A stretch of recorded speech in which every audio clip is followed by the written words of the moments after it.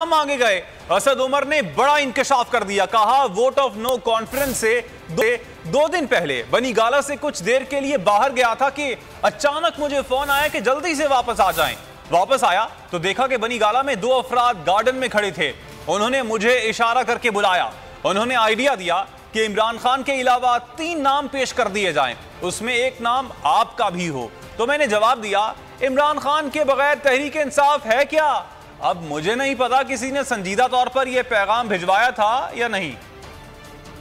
एक प्रोग्राम में मुराद सीद साहब हमें कहा गया था कि खान साहब के अलावा किसी और को ले आओ और हुकूमत आप ही की रहेगी। तो सेकेंडरी लीडरशिप में से कोई गया था वहाँ पर? नहीं, ये पता नहीं ये वहाँ से आया था, ये नहीं आया था। ये बिल्कुल आखिरी 2-3 दिन की बात है हुकूमत की।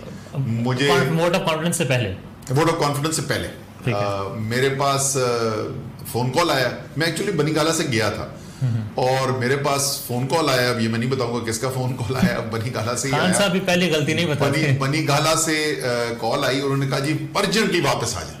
मैं वापस बनी गाला चला गया। वहां पे 2 साहब जो हैं वो खड़े हुए थे गार्डन के अंदर।